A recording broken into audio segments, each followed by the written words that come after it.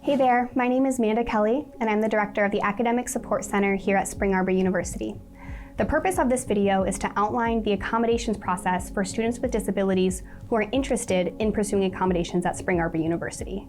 The process has 4 different steps that I'm going to outline right now. The first step is to complete the accommodations request form that's located on the website under the Students with Disabilities section. You'll simply click that link and fill out the form, whether you're a traditional undergraduate student or if you're a global student. As soon as you submit that form, you will receive an automated email from me that outlines the medical documentation process. Medical documentation is required in order to receive accommodations at the college level.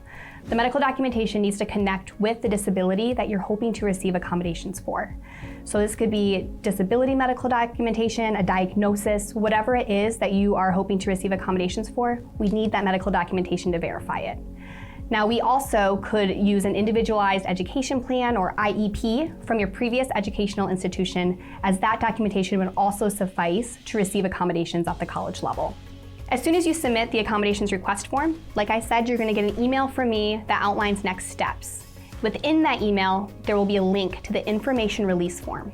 I need you to click that link, and I need you to sign that form and give that directly to your medical healthcare provider.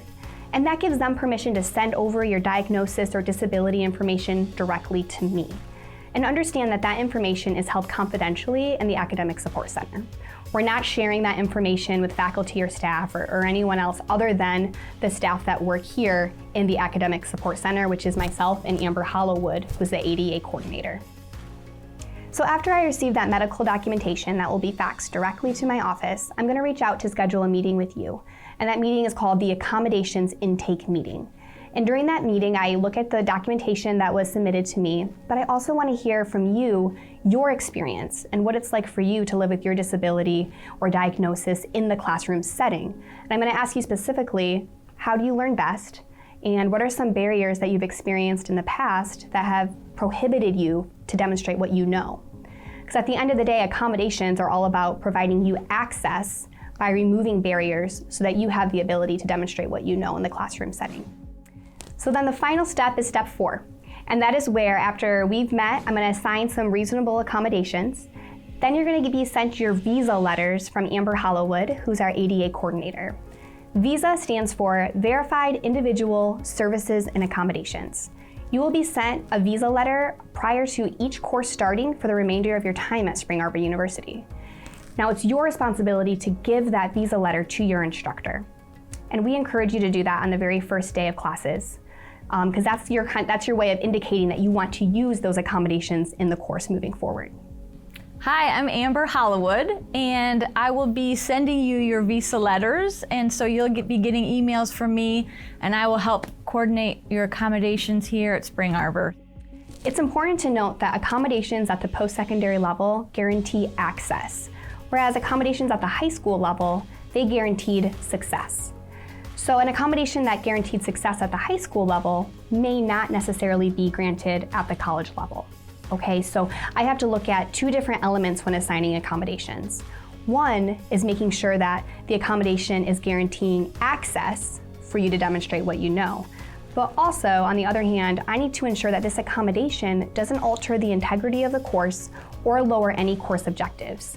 Because at the end of the day, I want to ensure that you walk away with the same college degree as everyone else. I want that for you, and I'm sure you want that for you as well. I like to think of accommodations as a racetrack analogy. If you can picture in your mind a racetrack and racers that are about to go one time around the track, at the beginning of that starting point and they're at the starting line, they stagger those racers because the people on the outer edge, they're gonna be running twice as long if they started at that same starting point as everyone else. But at the end of the day, they're running the same race as everyone else, right? That's how I look at accommodations. We stagger it a little bit so that people with disabilities are able to demonstrate what they know, but they're still running the same race as everyone else. And for me, the race ultimately is to help you get to your college degree at the end of the day, and making sure that it's the same race, the same college degree as everyone else. So we're not lowering any objectives, we're not lowering any standards. So no, it's not getting an unfair advantage by any means. It's really leveling up the playing field so that you can demonstrate what you know and run that race and not having to run twice as long around the racetrack in order to get there. Hi, my name is Christy Johnston. I'm a senior in the psychology program, and I'm here to talk about my journey with my disability. So my journey really starts with my first semester here. I'm also a transfer student, but I really struggled with classes. Paying attention, time management were not a thing. So I went to my primary healthcare provider to talk about why I was struggling so bad, to see if there was something I could do. And she suggested getting tested for inattentive ADHD. So I went that route. And then after I met with Amanda and said, here's my diagnosis slip. Is there anything that you guys could provide for me in the ACS office? And thankfully there is. I have accommodations for my iPad for digitized texts, my iPad's for note-taking, and I have extended time so I can come here and take it in a quiet place without any distractions, which is wonderful. And now I'm doing so much better academically because I have those accommodations to help me be able to just say, hey, I can focus on my iPad and write notes.